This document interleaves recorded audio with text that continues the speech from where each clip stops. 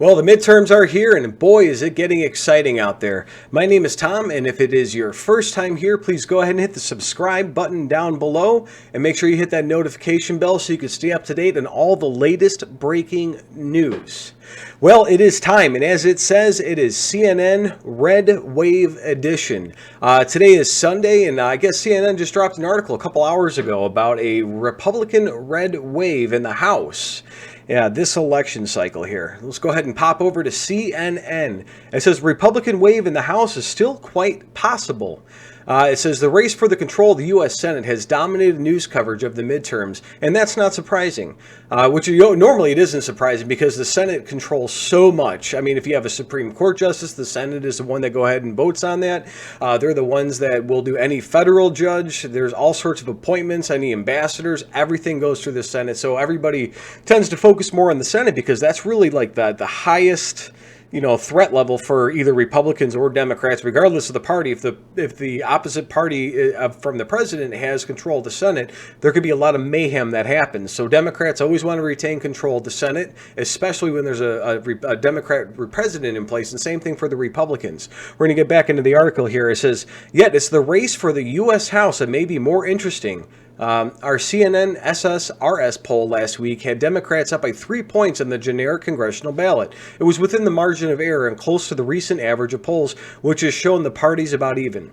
For reference, Republicans were ahead on the generic ballot at this point in the last two midterms when there was a Democratic president in 2010 and 2014. If the current tie on the generic ballot holds in the vote for the House, control of the chamber will be a toss-up. Indeed, a number of people, including the author, have noted the possibility of the House Democrats maintaining their majority. It's a high chance that could happen. I know that voter engagement and voter turnout for the Republicans nationally so far has been below what's been projected, but Republicans also tend to vote more on Election Day, and Democrats tend to vote by mail. They tend to vote a lot earlier when it comes to early voting, et cetera, and Republicans historically and overwhelmingly vote on Election Day.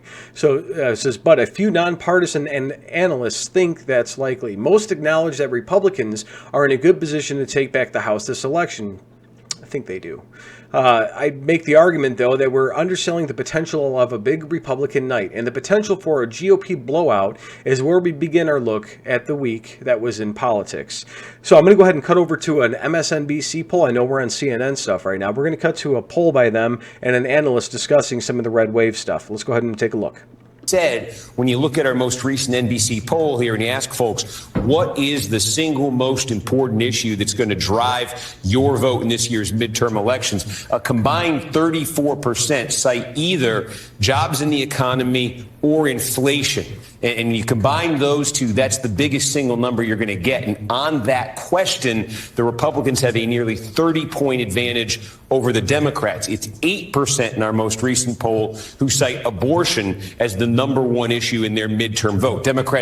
See, a lot of Democrats point to the Supreme Court overturning Roe v. Wade when it comes to some of the big Democrat turnout.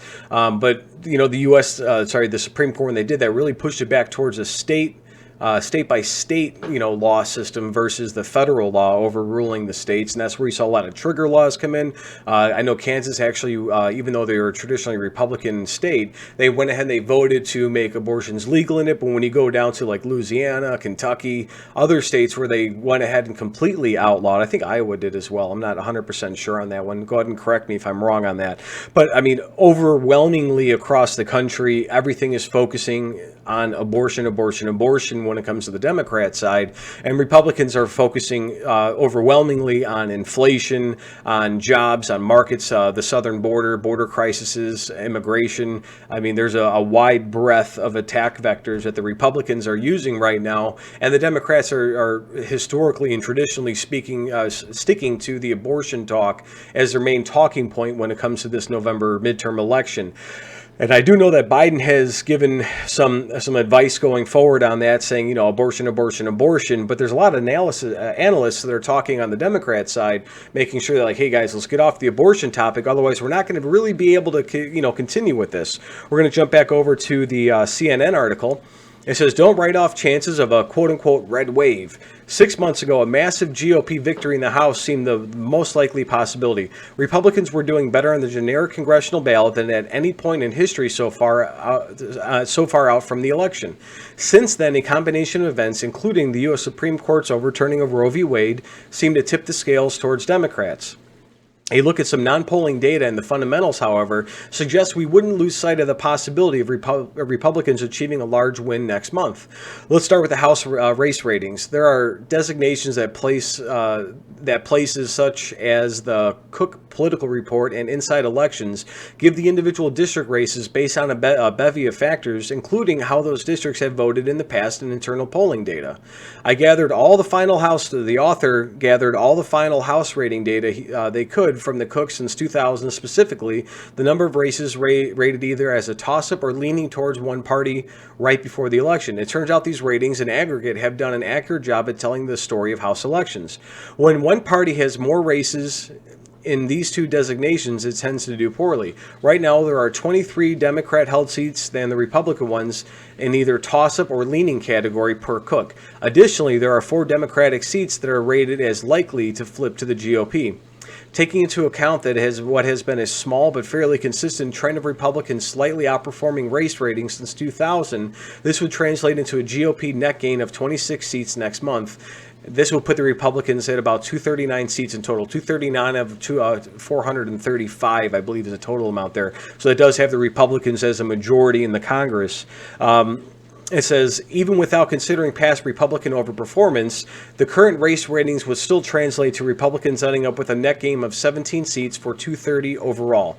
This matches up with Amy Walter, publisher of the Cook Political Report, noted in a recent analysis, one side tends to pick up the bulk of toss-up races, and that side has been the party not in the White House in midterms going back to 2006. I mean, we all know that every election cycle, it always seems that the Democrats, if the Republican has a president, the Democrats pick up a seat. If the Democrats have a president, Republicans pick up some seats, and there's always some money and influence going back and forth, because it's always easy to blame the party in power. You know, like when Trump was president, everything was Trump's fault. When Obama was president, everything was Obama's fault, and now everything's Biden's fault. And it just seems like we always constantly follow this trend.